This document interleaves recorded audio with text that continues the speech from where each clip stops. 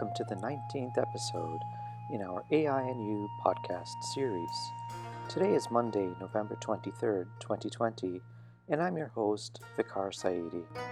I'm a computer scientist and engineer, a lecturer, and a consultant.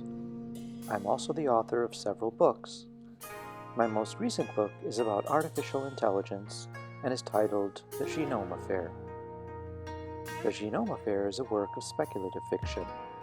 It examines what the world might be like if some of the more extraordinary capabilities forecast to be realized in AI over the next 20 to 30 years were actually realized today. Given the growing list of frightening existential threats humankind now faces, the book pays particular attention to the impact AI is expected to have on world affairs. The book is available in ebook format for those who prefer to read on a digital device, but it's also available in a high-quality paperback edition. The Genome Affair is available on Amazon, so I hope you'll take the time to read it and to leave a review. Book reviews are very helpful for writers.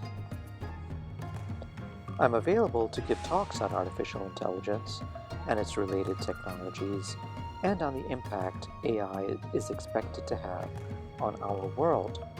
If you'd like to get in touch with me to arrange a web-based event or consulting meeting with your company or organization, you can find my contact info in the podcast notes below. And now, on to today's podcast.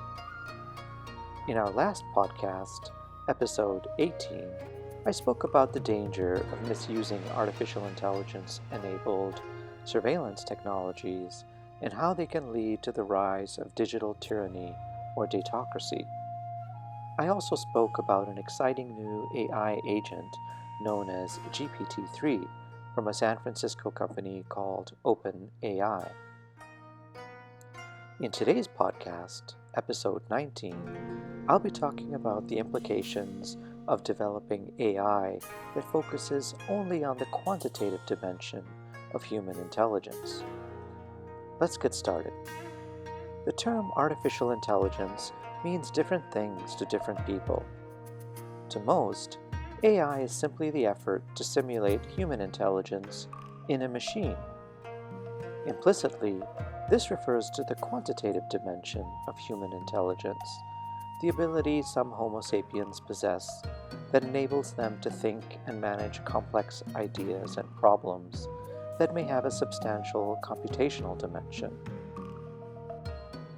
But scholars of human intelligence believe that quantitative intelligence is just one form or dimension of human intelligence. There are a number of other discrete dimensions. This raises important questions. Most of the specialized AI agents we've developed today are highly quantitative or pattern matching in their ability.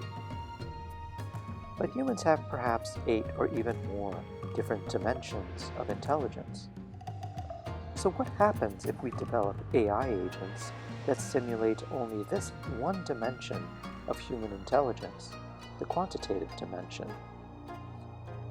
Historically, society has considered people to be intelligent if they innately possess skills or demonstrate an ability to acquire intelligences or skills that can be handsomely monetized. As society evolves, the intelligences and talents they value evolve as well. People who do not possess the intelligences or skills that are easily monetized in the age in which they live are viewed in a dim light and are often considered as inferior members of society.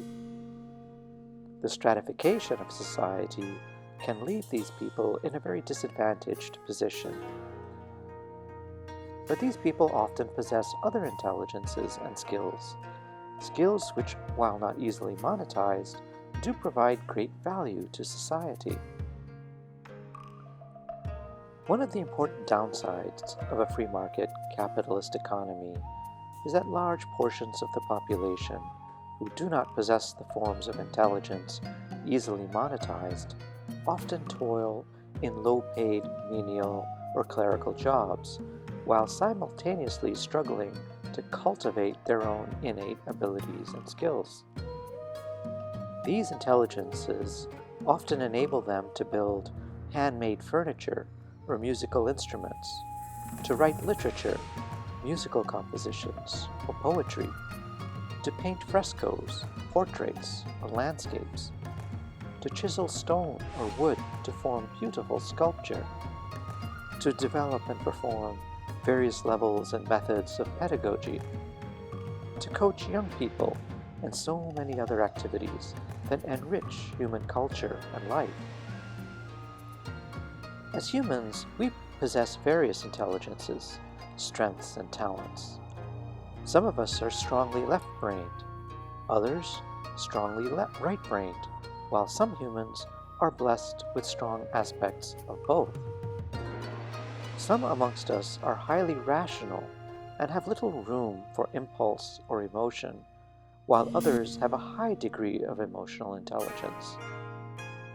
In some circumstances, the highly rational person is the one needed to lead an organization or society. But in other circumstances, leadership underpinned by emotional intelligence will result in the most desirable outcome. In summary, human intelligence is highly complex and nuanced. So, when we speak of artificial intelligence, we now realize we need to be very clear what we are really talking about. When we reference AI, are we speaking purely of the quantitative and pattern recognition dimension of human intelligence that AI companies are working to replicate?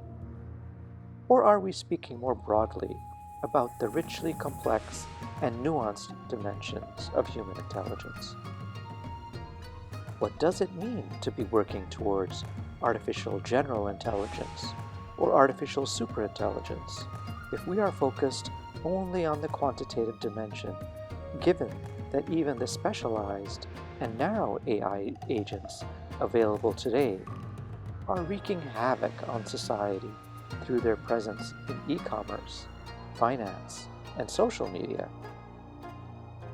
Companies like OpenAI, led by Sam Altman in San Francisco and heavily funded by Microsoft, and DeepMind in London, led by Demis Hassabis and now owned by Google, speak openly and regularly about the dangers of artificial intelligence and the need for this highly disruptive technology of the fourth industrial revolution to be developed in a manner that is safe and ethical for humans.